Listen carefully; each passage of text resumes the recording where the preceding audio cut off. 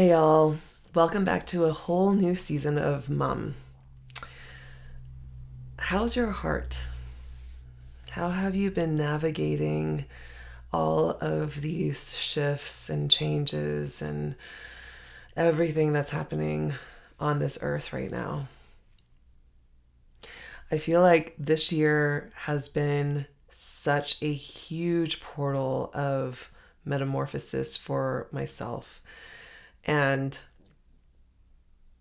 when we took a short break in the summertime, I feel like I went through several existential crises in trying to figure out, what am I meant to focus my energy on here? What would be of the greatest service? What lights me up the most? And I think in witnessing so much just atrocities, so much pain, so much suffering across the world with these multiple genocides, so much confusion and frustration that had been happening around the US elections thus far. A lot of that was really causing me to take a beat and really ask myself, what is happening? And does any of this that I'm pouring my heart into, does any of this matter? And so I'm coming out of that moment of really questioning, like deep questioning, because I'm starting to realize that where I am now on a personal level is really learning how to hold tremendous moments of just exuberant joy and gratitude and aliveness, and also moments of grief and rage and frustration, and realizing that these moments and these feelings are being held simultaneously. And in this conversation that you're about to hear today, you're going to hear me talk about it as if it was like a whiplash, a feeling of whiplash from one extreme to the next, and back and forth and back and forth. And I think there's something really potent about this time right now, being a human, being alive in this moment, to witness everything that's happening, to witness the shifts that are happening on this earth, to witness yourself learning how to embody a more constant frequency of allowance and love and surrender. And I think that's what's caused me to approach Mom in a slightly different way now. When I created this podcast in August 2023, the intention was really to surface stories and conversations around death and grief. I had just finished this death doula training in March of that year, and realizing just how much it lit me up to speak about grief and to hold spaces for grief, for us to feel what we have suppressed or what we are experiencing on a day-to-day basis, and to be able to surface these stories, because I, for such a long time, was never allowed or given permission to talk about it. And so that became the most nourishing thing. And I think going through the summer and just sitting with everything that I'm experiencing, I'm now realizing that the why behind the importance of these stories, or the why behind the importance of talking about grief, like, why do we need to talk about it? Why do we need to surface this? Why is it so important? And really, it's an answer to bringing about our aliveness. That is the reason why we talk about death and grief. That's the reason why we study it. That's the reason why we are fascinated by people's experiences of loss. It's because there's an invitation in every single loss to come into our aliveness, to come into our joy and our expression of vitality and life force in each of these moments.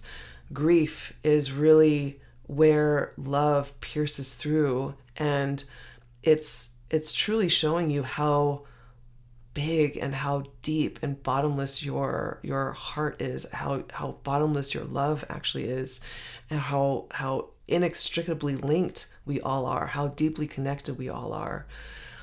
And so I'm making a little shift to the focus of this podcast, because I'm realizing, like, yes, it's about inspiring conversations around death and grief, but more so than that, it's really about life.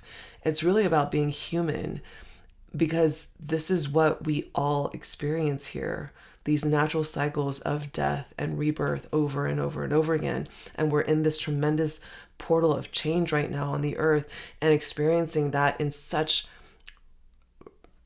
speed and rapidity. I don't even know if that's a word, but it's happening so fast that I think a lot of it is causing a lot of confusion and frustration and fear being surfaced among the collective. And so now more than ever, these stories, these conversations are that much more important to have. And so it gives me great joy to introduce the guest for today, who is Śivani Howe.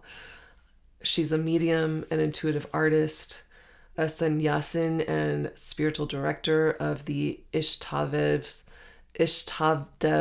Niwas Ashram, which is an off-grid retreat center and farm where she guides individuals through all aspects of living and embodying their true potential through foundations of love, service, and yoga ecology. And we entered into this conversation with the intention of speaking about how to prepare for death, not just end of life, but all the death that we experience in life. And I think Śivani brings a very beautiful way of looking at death, which you're going to hear in the conversation. But as soon as we started talking, I think Spirit had a different agenda for us. And we started to really talk about the state of the world and how we can prepare ourselves, in a sense, for what is actually happening right now. And I think you're going to hear Śivani talk about the invitation at hand, which is to let go of our need to know, to let go of certainty, which is essentially the way our egos really want to stay in control, right? How do we let go of that and just allow life to happen through us, allow death to happen as it needs to, and allow ourselves to be reborn minute by minute, moment by moment, season by season? I think it's this allowance that I keep on coming back to over and over and over again. That is the true invitation of this moment. Recognizing that we're all receiving exactly what we need to receive, when we need to receive it. We're all exactly where we need to be right now. And there is an invitation for all of us to learn how to hold multiple truths, multiple realities, the paradoxical extremes in a single breath. And so I'm very honored to be having this conversation and to have this be the first conversation in this new season. You'll also notice, for those of you who are watching this on YouTube, we're now also a video platform or a video content series. And that's something that we're really excited about, just bringing this in a new format where you can see the conversation as well, like take in our energy in a different way. And hopefully we'll be able to find new listeners and followers of this series as well that could benefit from these conversations. So my invitation to all of us is, let's be messy together. Let's explore our humanity together. Let's surface conversations, difficult conversations, uncomfortable conversations around death and grief, and really start to hold one another through all of this, through this exploration. So I invite you all to just take a moment right now, wherever you are, if you can, to just close your eyes. Taking a deep breath in through your nose And a full exhale out through your mouth.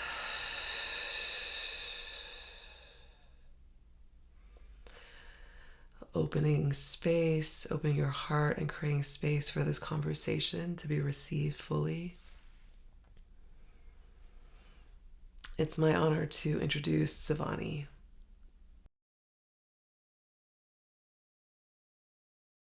Maybe where we can begin today is first even just defining what death is, because I I feel like I am here to like learn so much from you and Oh, to bless. yeah, and to hear your perspectives through your work and through your experiences as well. So, how would you define death? How would I define death? Oh, Ram. Let's get right into it. Let's, that's a deep end right there. How would I define death?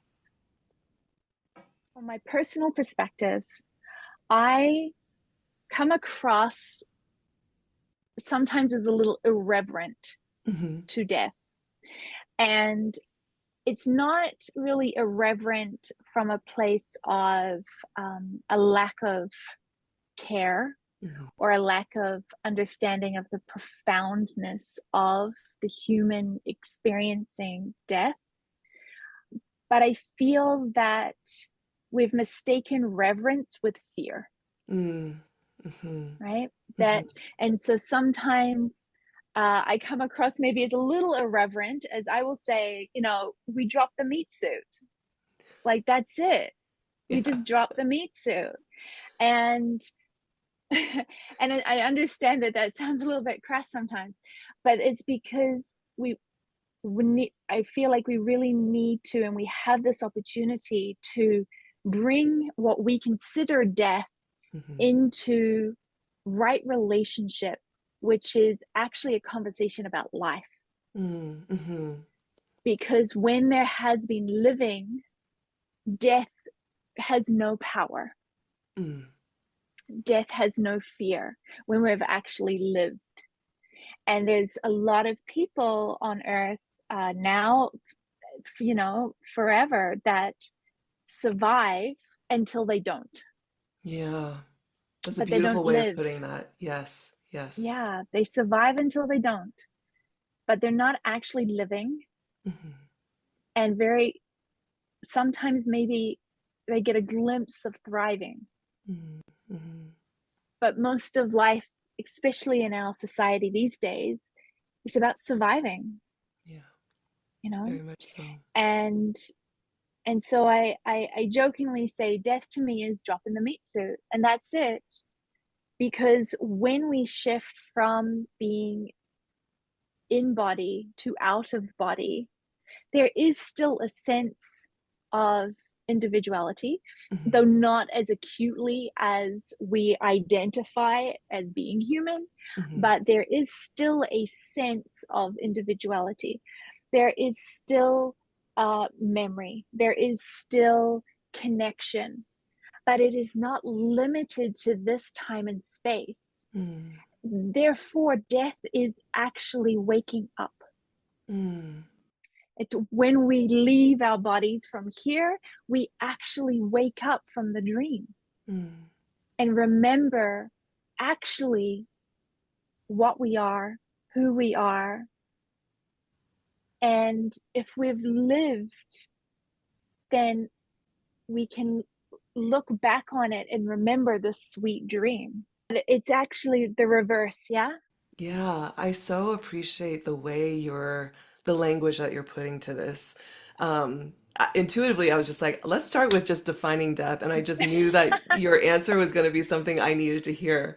And I just want to say, I really appreciate the irreverence as well, because I think sometimes we take we take life and death so seriously. And so I really appreciate you connecting the dots between the fear aspect of when Mm-hmm. we are just in such deep reverence, and there's it reminds me of a mediumship teacher that I have who I really appreciate the way she taught, because she was laughing through her whole it was almost like finding the humor in connecting with the dead was where I was able to actually connect to my gifts of being able to receive the information. And it was really Mhm. interesting, but until I was able to laugh, until I was able to lighten up a little bit, I was the Mhm. energy wasn't flowing. And so Mhm. I it brings to mind that idea or of the flow of energy to Mhm. allow a little bit of that irreverence through when talking about Mhm. death. Yeah, absolutely. And when we have life in right relationship, then we have death in right relationship, Mm, mhm, mhm. right? And Yeah. the two have to go hand in hand, you know? So when we can lighten up about this reality Mhm. of, a star seed. I saw this meme the other day and it was just so great. It was like you're a star seed cloaked in stardust, hurtling through space on a rock, and you're worried about the size of your jeans. Like, can we can we can we please put things into right relationship Yeah. of you know what is actually happening here? Mm, And I'm very privileged to experience this life as a medium and as a channel. And when my day-to-day reality is connected to ethereal beings, whether they are in guide form or if they have been recently disincarnated from their human experience, uh, you realize they're here all the time. Everything is here all the time. There's no huge chasm, mm, you know? mhm, Everything's just here. The difference is a thought of I am this body, mm. and the realization that I am not. Um, because you are communicating with, yeah, the etheric realm, that Mhm, is here with us, the mhm. unseen. I'm curious how that has like how that shifts the way in which you see death that's happening on a very collective level here. Um, just because I feel like we're living in such a time right now where there's so much turmoil and Mhm, and despair and mhm, the loss of hope because it feels like we're just constantly witnessing death over death, and I think mhm, there's a lot of fixation on dying and the loss mhm, of life. But I'm mhm. curious from your vantage point, doing what you do and being who you are, how do you see the world and the current state of the earth and what we're kind of going through together in this moment? Oh, that's such a great question. Okay, so from a collective perspective, it's my understanding, my feeling, my reality Hmm. that as a collective, we are going through an incredible, rapid transformation. And I'm not going to use the word ascension because we're not ascending out of Thank you this for this. reality. I'm Okay. getting chills as you're talking because Oh, me I too. too I just went feel cozy. that, yeah. We're on the right track, Yeah. right? We're not ascending. Okay. We are embodying Hmm. that which we already are, which we came here to be. So, really, everything is just a radio bandwidth. Okay.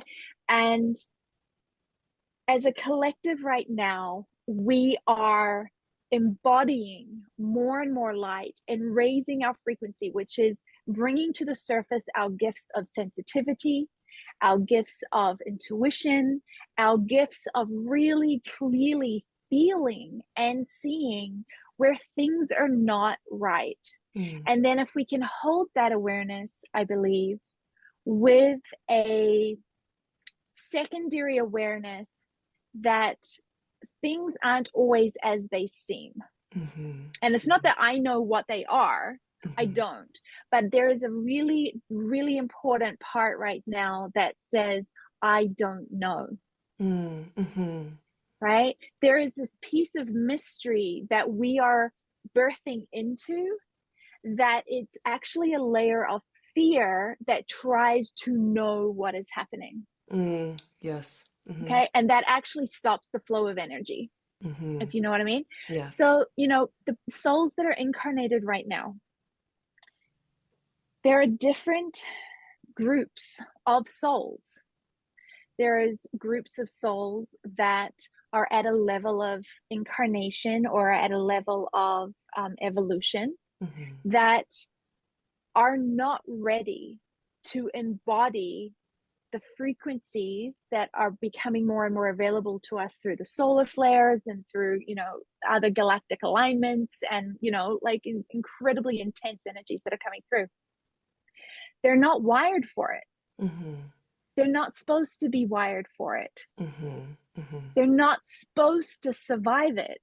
It's not in their contract to survive this particular part of the shift. Mm-hmm. It's like trying to run like a huge voltage through a little wire. Mm-hmm. It's not fair. It's Right. just going to blow a fuse. Surviving is not the end game, right? Surviving this is not the end game. Mm. Who you are embodying, how much light you are embodying at every single moment is the end game of who are you now, right now. How loving, how kind, how much awareness, how much pressure can you sustain before you crack, and then how much can you be grateful for the cracking, because we're all disintegrating and being recreated, like, hourly Yeah. sometimes. Over and over and over. Over and over and over again. You're like, oh my gosh, I'm getting this wrong. I'm fantastic. Oh my gosh, this is terrible. This is best. Oh my God, I'm about to die. I was born for this, like, and that's, 10-minute turnarounds, you know. Nobody's supposed to be like, oh, I know what's happening. And I know a little bit. Anybody who says right now, I know, okay, that's awesome. Go for it. I have no idea what's happening. I do know from my own direct experience that the last 3 years, especially since winter solstice 2021, Mm-hmm. especially in Mm-hmm. my reality, Mm-hmm. that I have been asked and given the opportunities to change so rapidly. And the only thing I know is that I have no idea what's going on. And I love who I am more than I've ever experienced in this life. And that's the only thing I am willing to hold on to right now, is I feel like I'm going in the right direction, but I have no idea where we're going. It's the strangest thing, but as you're talking, I'm literally feeling so like emotional. I just started crying like in mid, as you were like explaining this, and I think it's because you're hitting on a truth, like a very, very deep Mm-hmm. truth, that clearly my body's also responding to. It's a It, treasure hunt. it is, it is, and I really appreciate what you're saying about, even in your personal journey, realizing or witnessing that there has been just this essentially a constant death happening, like death and Constantly. rebirth, especially like the acceleration of that since winter solstice Mm-hmm. of 2021. And Mm-hmm. I think this rapidization, I don't even know if that's a word, but the speeding We'll up, run with it. the speeding up of this death and rebirth process. Mm-hmm. I mean, to be honest, I feel like that perhaps is the confusion and that's what's bringing up the fear in so The many fear. of us. Yeah. Yeah. Yeah. And like, how do I hold on to anything at all? It's and I guess maybe that really is the point. You can't. Yeah. Don't hold on. Yeah, Yeah. don't hold Don't hold on. on. Let go. Because everything that you've come here to be, you already are. And Mm. what we're holding on to is already died. Yeah, Yeah. right? Whether it's a version of yourself or a job or a relationship, it's already died, you know? Mm-hmm. And it's like the albatross in Coleridge's Mariner poem, right? Where he kills this albatross and then he has to wear it around his neck, which means it's the burden of what he's done out of carelessness creates a reality of death all around him. Mm. You know, so we've got these souls on earth that are not supposed to uh, survive this rapid embodiment of light. And when you've graduated from university, you don't go back. Mm-hmm. You get a job, you go forward, you don't hold on Mm-hmm. Mm-hmm. because it's familiar. You have to outgrow things, Yeah. and then there's another group of souls where probably you'd consider my generation, sort of Gen Z, and where we're here to actively break down the old, especially if Mm-hmm. you're in the indigo children sort of range, where we're actively breaking down and fiercely opening to the new. And Mm. then you have this new generation that's coming through, the children of today, that are not designed to toughen up. They're not Mm-hmm. designed to be industrialized. They're not designed to survive. They're designed to embody that which we are moving towards. Mm-hmm. you know Yeah. and so my generation, I feel very strongly that we have an incredible responsibility. But you know what, we have an incredible responsibility, and that's why we are here, is because Mm-hmm. we can actually handle the responsibility. Mm-hmm. It's an Mm-hmm. honor, Yeah. right? You're never given a life you can't rise to. Mm. I just do not prescribe to the idea that we agree to come into these meat suits to fail something. It's ridiculous, Mm. right? We come in because we're here to shine in our fullest. Mm. And when we've really shone in our fullest, then death is just screaming through the door at 4 a.m. after a hell of a night. It's like this celebration. It's this, did you see what I just did? Fantastic. I'm done. Tagging out. Like if we could have, this relationship to the death where it was like, I'm tagging out. I'm done. I came, I saw, I loved, you know, Yeah. I Yeah. shone, and I'm out.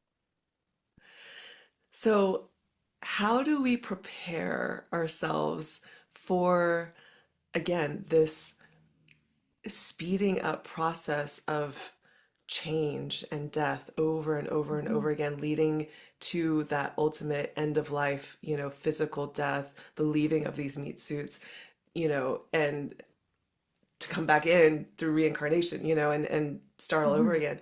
How do we prepare in this life, especially if we are dealing with it almost feels like whiplash. It's like kind of almost like there's like a cultural Mm-hmm. or like a collective whiplash that's happening that Mm-hmm. I'm noticing that's causing people to want to hold on to something, Mm-hmm. when, as you're saying, absolutely, like the invitation is to let go. What does Mm-hmm. that preparation actually look like? Because it's just going to get faster and faster from here on out, is my Is gut it? sense. I don't know. You think so? That's my gut I have sense. I have no idea what's happening. Uh, I think that collective whiplash is the fear. Mhm. It's the fear of holding on. So if you're feeling overwhelmed, you're feeling whiplashed. If you're feeling that, and I think everybody is feeling that, myself included, some days, I'm definitely not above it, but acknowledging of like, oh, I've identified with fear.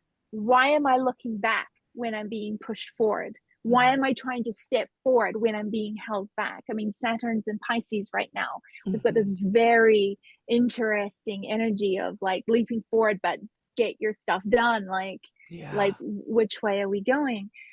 And I feel that the opportunity is to experience this time by being the eye in the storm, Mm. right? Whenever there's whiplash, whenever there's chaos, there can't be chaos without the eye in the storm. Mm. Mhm. And the eye in the storm is connection to self, connection to Sangha. Sangha is Sanskrit for community, Mm. that you create a life raft with beings that are on your frequency. And that is not the same as trying to like save people that you know don't have the capacity, right? It's about recognizing the same note in somebody else and just being there as everybody is floating. So you create this raft that goes up and over the swells instead of being dumped, because Mm. you're constantly trying to on yourself survive.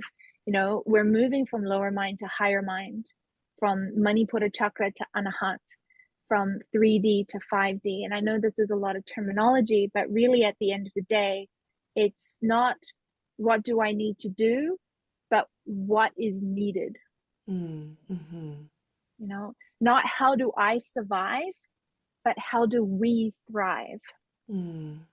And it's this is the shift in consciousness, is from the individual egoic orientation to a collective interconnected awareness, right? Because even in 5D there's different gradients of density that is identified with. It's not a I'm in 3D and I'm on the 5D. It's like, no, it's very gradient, Mm. and it can change. And we're right now, that whiplash is really oscillating between two different dimensions Mm. constantly. Yeah. So the more we can live fully in this way, death is no longer the conversation. Yeah. I'm okay. So I want to kind of like go into this idea of this, what you were saying, the current is sort of like taking us between these two different frequencies and these different realities, so to speak. And I feel like what I've noticed myself talking about a lot, particularly in the last month or so, is the paradox, like the tension of the paradox of feeling tremendous joy and also tremendous grief, kind of Ah, almost yes. at the same time, right? Yes. And seeing just joyful abundance and just like gratitude, just like exploding, Overflow. Yep. overflowing, and also just like just anger and rage at some of the atrocities and things like that that you're also witnessing. Mm-hmm. There's just like these Mm-hmm. it's like the gamut has widened out so far Mm-hmm. that I feel like we're all learning how to hold these paradoxes or just Mm-hmm. these kind of binaries, so to speak. Mm-hmm. And there's also a great discomfort in that because it feels so unwieldy, and perhaps not what we've been used to, like these kind of like Mm-hmm. bigger swells. And I'm Yeah. curious if that's kind of connected to what you're saying. 100%. And you just described it so beautifully. And what I've been sharing with my partner for the last year or so is that it is excruciating. Hmm. It is utterly excruciating to sit in this level of bliss and connection to everything, and this level of pain, of Hmm. awareness of everything in the same moment, Yeah. right? And the oscillation between the two, that's the lower mind, that's the 3D. That's when we're still identified. And so we're like we're lowering our frequency, right? Mm-hmm. When, as you just beautifully said, when you can be in this moment and fully be overflowed with the divine nectar that is being experienced, without putting your head in the sand and without turning an eye away from the absolute atrocities that are happening, holding them equally, Mm-hmm. in the same moment without a raga deshwa, likes and dislikes, without trying to hold on to this and neutralize this. No, no, Mm-hmm. no. That's old. Mm-hmm. It's to recognize that both of these things are love. Mm.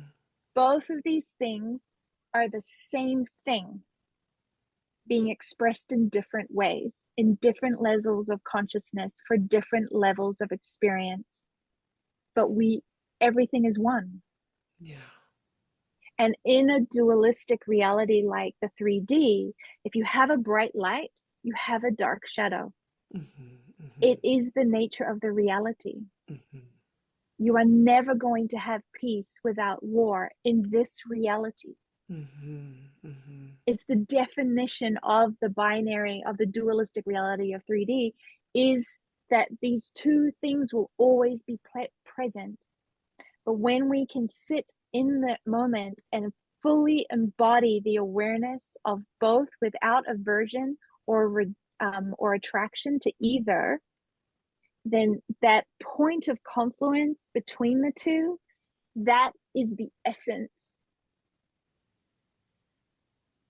of what the moment is. And that is the 5D. It's the transcended. And when we can do that and sit in the 5D, then the decisions we make from that place will create a reality that allows that frequency or that bandwidth to become more and more of the foundational reality. Mm. Right? But Yeah. people are still very identified of, I want to feel love and I want to feel this, but this is bad. Yeah. Well, then you are just going to seesaw. Yeah. And Yeah. and that is also okay, Yeah. Yeah. because that's what you need to experience. But when you realize the grief and the gratitude are both love, the pain and the bliss are both love. They're just both, they're actually both distorted Mm. expressions of the one, Mm. because both of them are trying to not be the totality of what is. Can you say a little bit more about that? I'm loving this conversation. And again, I'm just it's so interesting. I'm like just noticing my somatic reaction to everything that you're saying. And again, it just feels like I'm experiencing these moments of just like my heart breaking open, and tears, So yeah, like I'd love to kind of just keep on diving in further. Okay, so when we're starting to sit in, I call it your essence or Hmm. your higher mind. Hmm. Okay, the higher mind is the foundation of the fifth dimension, which is anahat chakra. Okay, but you can't fill up a glass from halfway up the glass. Mm. Everybody wants love. Everybody wants peace. Everybody wants the good stuff, but they don't realize that the good stuff in a third dimensional reality is as distorted as the traumatic stuff, right?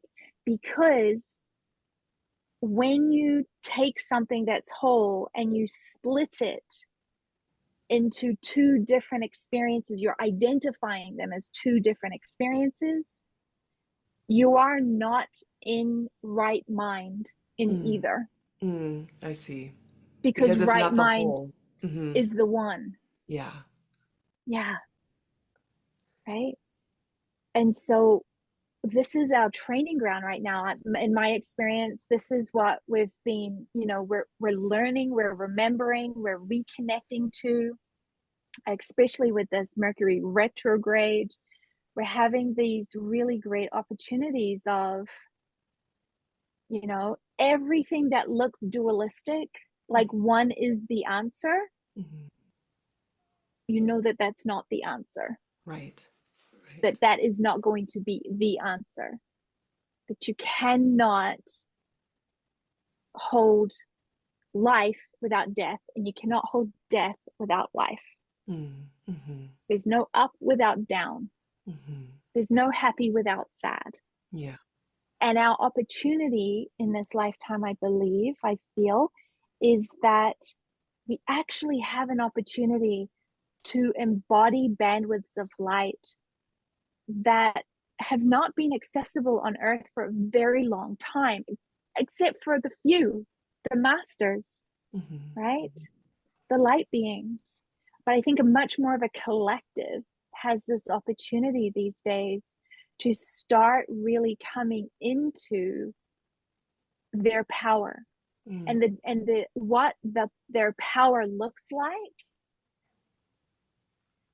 is more consideration for all. Mm-hmm. Mm-hmm. What their power looks like is quieter.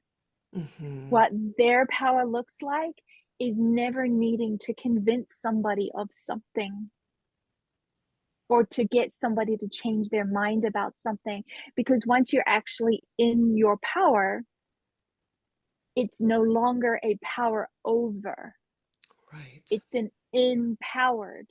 Right. And to be empowered, you've got to be able to a certain degree, appreciate the moment and every interaction for what it is and not what it could be. Mm. That feels so difficult to reach. That feels so challenging to reach. But I'm tracking with everything you're saying because what I've been finding, this was a consciousness that was coming through a meditation just about a month and a half ago or so when I was starting and again, I'm very much on this journey of everything that you're talking about. I think I'm feeling very viscerally in my body. And during this one particular meditation, um, you know, to just be like very blunt about what my experience has been this whole year, I feel like I've been going through existential crisis after existential crisis after existential. Just, am I really on the path I'm supposed to be on? Am I really supposed to be a medicine person? Am I really supposed to be, doing the kind of healing work that I'm doing or facilitating these kinds of, am I constant questioning? And a lot of it has been very much in, you know, witnessing just the multiple genocides happening across the earth and just feeling incredibly helpless and perhaps letting a little too much of the external into my internal. And for me, boundaries has been a very big um, theme this year. Mhm. How do I protect my own life force? How do I protect and not keep the world out, but also make sure that I am giving myself the space and the time and the stillness that I need to be able to, Mhm. be anchored. Um, and so during this meditation, as I was, sitting and holding so many different things, it was finally coming through that, you know, there is no way to create any sort of peace until we can actually hold those who are deemed monsters, like with love and to see the wounded child in every single one of them Mhm. and to essentially embrace them and hold them Mhm. and love up on them Mhm. even as they are causing such chaos and Mhm. um, just murder even Mhm. um, and it was something that I was like realizing, oh my gosh, the more we are shaming, blaming, and just it's really dehumanizing actually calling Mhm. a particular people or Yeah. characters, monsters or the devil, whatever you may put in there. Um, the more we use this language, the more we call out in that way, the more we're actually creating that reality 100%. of the dual. Yeah. Yeah. Yeah. Absolutely. I completely agree because when we are there, uh, there's a big benefit to the collective staying in the lower mind in a power over reality, right? It creates a lot of comfort for few, Hmm. um, and is is very actively trying to sustain its power. Okay. But even that is only a manifestation of fear. Mm-hmm. Right. And just like you said, the MO is to dehumanize, is to create an other. Yeah. Okay. And there is no other. Right. There Right. is no other. Anytime our minds come into this is bad, this is good, this person shouldn't do this, blah, blah, blah, blah, blah, hold a firm boundary for the behavior. Do not close your heart to the soul. Say that one Right? more time. Say that one more time. I try. When I'm channeling, I can't always repeat because I don't always remember what I've said. But hold a firm boundary to the behavior. Don't close your heart to the soul. Okay. Okay. Now, not closing your heart to the soul does not mean actively bringing that soul into your awareness for them to continuously behave badly. Mm-hmm. It's not actually about them. It's about whether or not, in the face of bad behavior, your heart closes and you create another. Or in the face of bad behavior, you can hold a boundary to that behavior and also sit with the awareness of why that soul is behaving the way they're behaving, and does not mean having to interact with them, but not closing your heart. What does that look like? It looks like hard work some days. That can be hard work. It's moment to moment. Yeah. It's moment to moment. And in the last year, I think like you, I've experienced existential crisis after existential crisis, and until it's no longer a crisis and it's just a Tuesday, and and we you sit there in any aspect of uncomfortableness, in any aspect of other, and any aspect, even if you can see somebody's about to do something really not cool, Mm-hmm. is to ask, I I wish to see this moment from my higher mind, Mm-hmm. invoke the presence of love, not directional love, but the presence of love, and ask, what would love do? What would Yeah. love do? And I promise you, I've never seen magic but you can't do it on a good day. It doesn't work on a good day. Right, You've right. actually got to be like on the floor, like really ready to rile. Mm-hmm. You've got to feel the uncomfortableness. You've got to feel the righteousness. Feel your indignation. You've got to feel your entitlement. You've got to feel that. And in that moment, say, what would love do? Mm. And my experience of this is that love meets the moment from a place where no bad behavior can actually touch you and has no power. Wow.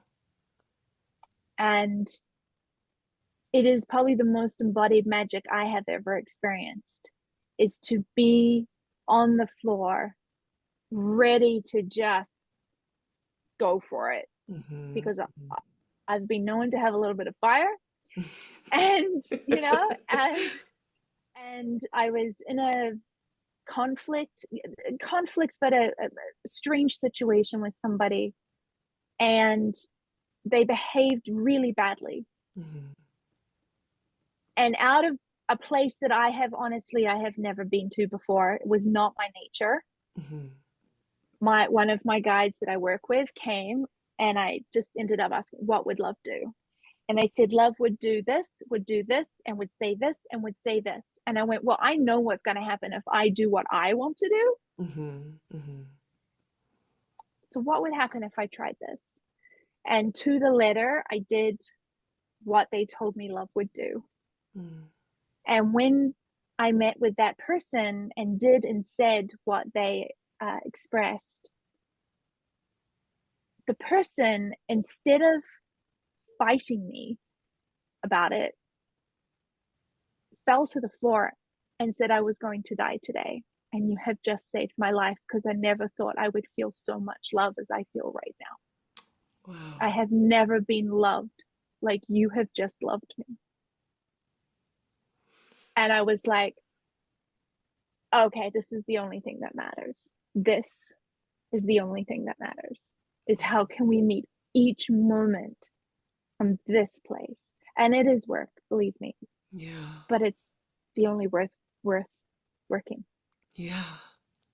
Yeah. It brings to mind this is also something I feel like there's something in your story that reminds me of a situation I had with my next door neighbor, and in which there was just a lot of vitriol coming at me. And this happened a few times, and it's been interesting to kind of pull out of the drama of the situation and watch Mm-hmm. my reaction and reflect on my reaction. The first time it happened, I was in a complete free state and ran away. The second time it happened, I stood my ground and received the vitriol, which Mm-hmm. later on, there hasn't been a third situation, thankfully, but I feel like, based off what you're saying, in that second situation, I was showing myself love by defending myself where I felt like I needed to defend myself, but I Mm-hmm. felt like I wasn't showing myself love or my neighbor love by just standing there and receiving the vitriol. Mm-hmm. Um, and so during a medicine journey, I kind of received this insight. I saw myself kind of with my hand up in a kind of like a imaginary third situation, and realizing like so much of what I'm learning right now is actually how to love myself because I haven't been loving of myself. Mm-hmm. And so as you're sharing this, what I'm receiving personally is sometimes the question, what does love look like in this moment? No, what Is, would love do? oh, what would love do? It Okay, has to be an thank you. action. Yeah. What would love do? I'm realizing for me, it because I have a tendency to self-sacrifice, Mm-hmm. that question becomes about what I would do on behalf of my own being. Mm-hmm. Um, but that's powerful. That's incredibly powerful. Mm-hmm. Yeah. And it's a missing piece for me. So I think something else that's really interesting to maybe bring to this conversation from this point is there's three states that we're working with really consciously right now. Hmm. Polarization, which is Hmm. the dehumanization that we're talking about, or that what we consider tamasic. Uh, then we have integration, okay, which we would consider rajasic. And so, the negative or the polarization would be that first experience you had, if I may use your experience as a Please. as an example. Yeah. And then the standing up for yourself is the second stage, but it's actually just the first stage mirrored, Oh, because it's still interesting. an other. It's Yes. still in the archetype of defend and protect and Yeah. attack, Yeah. right? It's Yeah. still in the archetype that there is an other, Yeah. right? But when the light is on, there is no shadow, right? There's nothing to receive from somebody else. If your Hmm. sovereignty, and I think that's what you were mentioning before, when I think you said that felt like you needed to protect your energy. There's nothing to protect yourself from when you're sovereign, Right. right? So Right. sovereignty is the first real kind of exam we're going through right now, is Mm-hmm. sovereignty. Because when you're in your sovereignty, there's nothing energetic to protect yourself from, Yeah. right? Yeah. Because you are emanating light. What shadow is going to touch you? Yeah. It And then bounces if a off. shadow, Exactly. Well, it just doesn't, it just It does. dissolves. It just, Right. it's neutralized. And then in that moment, you can see from a bigger picture of what would love do. If this person coming to you, clearly there's a level of fear of you, or Mm-hmm. fear of what they think you are, or Mm-hmm. fear of what they think you're doing, or fear of, and so to meet that with, are you okay? Mm-hmm. Mm-hmm. You know, like, what are you doing coming at me like this? But when you have that bigger picture, as you mentioned, that beautiful bigger picture, and you transcend the duality, you realize you're actually just seeing an aspect of yourself that is trying to be acknowledged. Mm-hmm. And then are you okay? Mm-hmm. Mm-hmm. I would really love to have a conversation because I don't quite understand what this dynamic is. Mm-hmm. Would you like to have tea? No. Yeah. And that's either going to like neutralize it, or it's going to set a boundary of, Mm. you're coming at me because you're wanting something.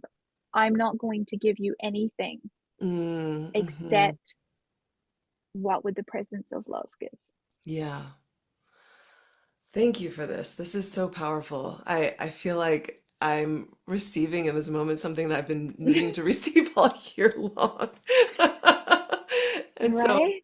yeah, Yeah. absolutely. And just wave and say hello and how are you and how was your weekend? Because confusion is the best solvent for fear. Mm. Honestly, it's like Yeah. confusion, like, I was mean to you and you're just kind to me. It's like, no, you were mean. Yeah. There's no me. You're not coming at me. It's just what you are embodying. Yeah. And you and I were in the same space. My Yeah. reality is what I'm embodying, whether or not you're in my space. Right. Right? It's not you Right. were mean to me. It's just that you were mean. Yeah. Yeah. But that's what you've got. And if Right. that's what you've got, then I'm just going to love you a little more. Right. Right? I'm not going to like invite you to dinner or ask you into my house, and like, I can have boundaries, but I'm also not going to create a story of other. Yes. Yes. Oh, this is like a light bulb just kind of went off. Thank you so much for Well, explaining that in such a I beautiful, love clear that. way. Yeah. Yeah. Well, it brings me back to what we were here essentially. I mean, I've been loving this conversation because I think all of this just needs to be named and be given Mm-hmm. words and voice to. Yeah. And it all harkens back to our relationship with death as well, because it's the Mm-hmm. same kind of dynamic. It's, this resistance of something that feels like it's here to harm us or here to, Mm-hmm. you know, destroy us. And yet it's it's meeting that moment with love and meeting that moment with that kind of the open heart is kind of what I'm hearing you Mm-hmm. say. Yeah, the Hadarian energy. So Beta Centauri has a star called Hadar. And the Hadarian starseed frequency is sovereignty and unconditional love. And when we connect to that frequency of Hadar, we have to get very, very clear that unconditional love does not mean doormat, right? That is such a very especially for somebody who's a recovering people pleaser, I think this is where I find my work constantly Yeah, over and yeah, over and over. yeah. We are in a huge state of deconditioning right now. We're deconditioning from so many different archetypal narratives, patriarchy, North American woman, like, we're deconditioning. And I love that you brought up before, like, you've been asking, what is are you supposed to be doing this? Are you supposed to be doing this? Are you supposed to be doing this? My experience, I mean, I've been teaching this for 20 years. And 6 months ago, I got an instruction that I needed to go and live for a month in the lakes of England and write poetry. Oh, wow. And I was like, I don't write poetry. And I was like, but okay. And then I've come back because I have a novel coming out by the end of this year. And now I've just been accepted to a master's of poetry in Portland Oh, for wow. the next 2 years. So I'm going from like running an ashram and teaching yoga and consciousness, and for the last 20 years of this is what I do, this is my purpose, this is what I'm supposed to be, to I'm going to be a full-time student for the next 2 years, Wow. and learn the craft of language, because the portals of the third to the fifth dimension is Swadhisthana, which is sovereignty Mm. and emotional identification, with the throat, Vishuddhi chakra, which is languaging.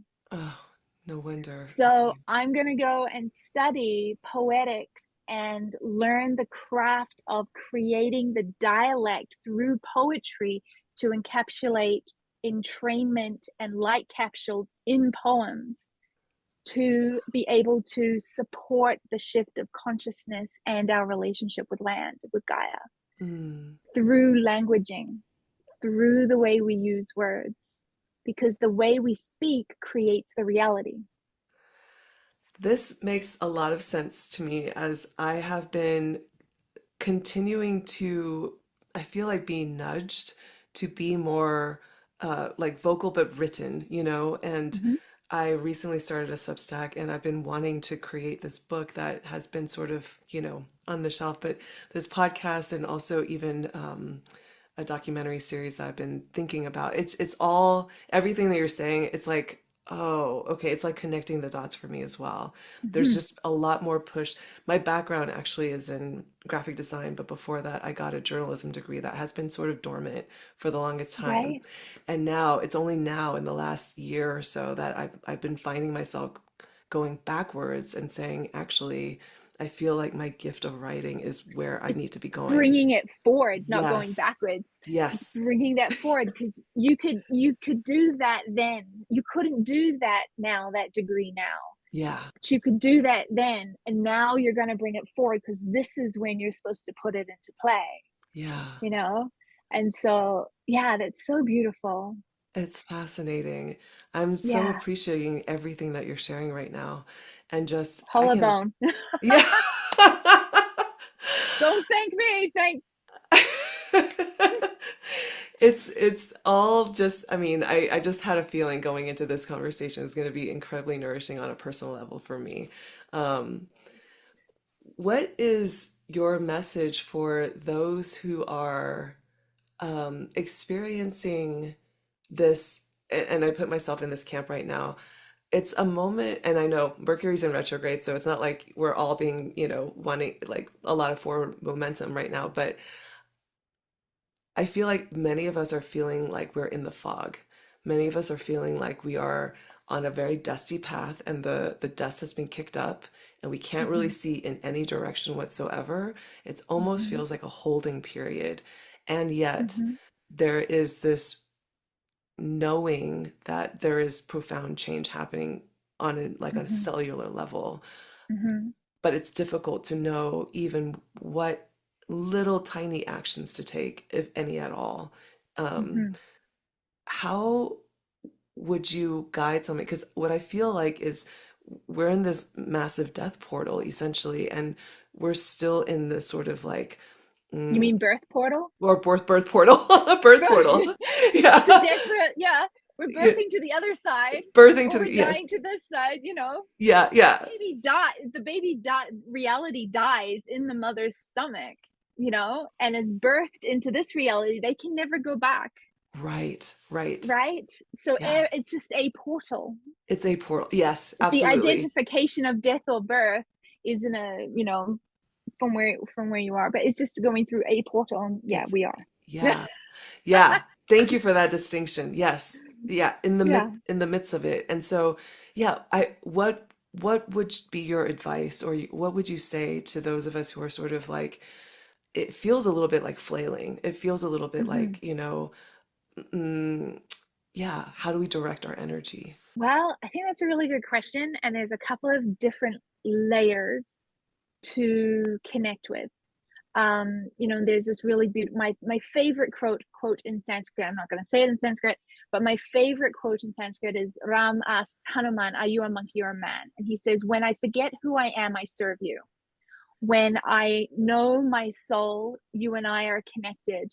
When I've realized myself, you and I are one. And Mm. I think this is a really important thing, especially these days, is to understand that we are running 3 different paradigms of awareness, and they have to be engaged with. The same teaching has to be engaged with in 3 different ways, right? So on one level, yes, everything is inside of you and you should follow your bliss and you've got all the answers inside of you. Great. Fantastic. But if you can't embody that down into the lowest frequencies, then you've got to shift your orientation to that belief so that your reality is supporting, Mm-hmm. right? And I think that is, you know, there's a real opportunity at this moment with, as I mentioned before, with community, of connecting, to really looking at our realities and our lifestyles from a frequency perspective. And I don't mean holier than thou, I only eat organic, right? Mm-hmm. Because even that is creating an other, Yes. right? Mm-hmm. Actually, I have a talk on the 29th of August that's free to the public that is going to be about the middle way, and actually that excruciating and walking the middle way and how that actually shows up in our realities and how to catch it so that we can start to move more into that transcended, fully embodied awareness. But really, swadhyaya, or study, and swadhyaya in Sanskrit is often termed as self-study, Mm. where you study the texts and things like that. But swadhyaya actually means to recognize the transmission of truth, right? And so when you're reading the Gita, or you're reading, whatever text, that all those texts are actually like capsules and hold transmissions of energy, and you can entrain to it. Mm. So one of the important things is we need to do is really understanding, what are we entraining to, Mm-hmm. Mm-hmm. right? Not There's a difference between putting our head in the sand and not wanting to acknowledge something, and there's a difference between having like a huge judgment of, I don't eat McDonald's, Mm-hmm. for example, Mm-hmm. and eating McDonald's 4 times a week. Mm-hmm. Mm-hmm. you know like, they're as bad as each other. Mm-hmm. Okay. Should you eat McDonald's 4 times a week? No. If you don't eat McDonald's ever, you create this judgment to anybody who does. You've created an other. Right. Game over. It's Right. like playing Operation, Right. right? I'm going between these, right? So really understand we're in deconditioning.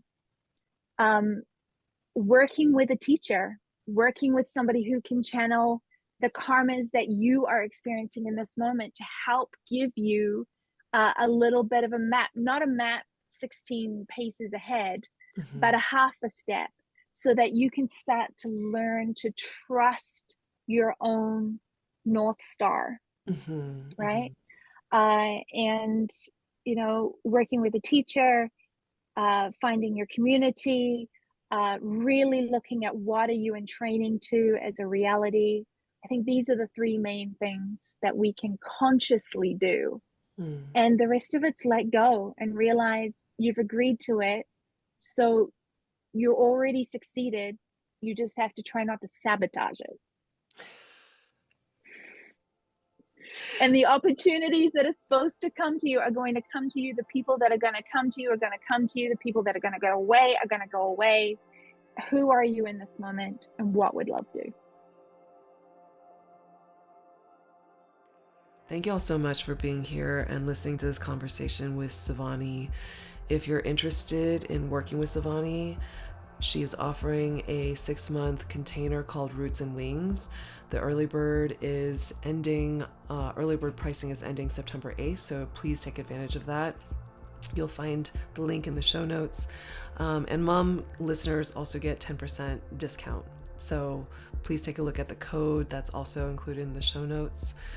And as always, we are just so appreciative whenever our listeners share the show and spread the love to their communities. So if there's somebody who is needing to hear this conversation, I just would so appreciate if you take the time to just share this out or rate and review us, because all of it really helps to get the word out and to get this information out to those who just need to be held by these conversations. I am just deeply, deeply grateful to be here with all of you. And as a friendly reminder, I have a grief circle. It's a free community offering that happens once a month, every third Wednesday, called Water and Fire. You are all invited to be a part of that. It's a 1-hour practice, a somatic grief practice. So it'd be so lovely to have all of you join us in that practice. And if you want to work with me privately, there's also links to my website and my private offerings. So take a look at that as well. And just really wishing all of you a lot of nurturance, a lot of anchoring and grounding in this time of a lot of chaos. I think we're all in this together, and I think the more we can find our community and find that shared sense of aliveness and growth and evolution, I think the less scary this time is going to be. I think that's the best way to say it. And so I'm just standing and walking with all of you, and just so grateful to be doing so. So much love. Until next time.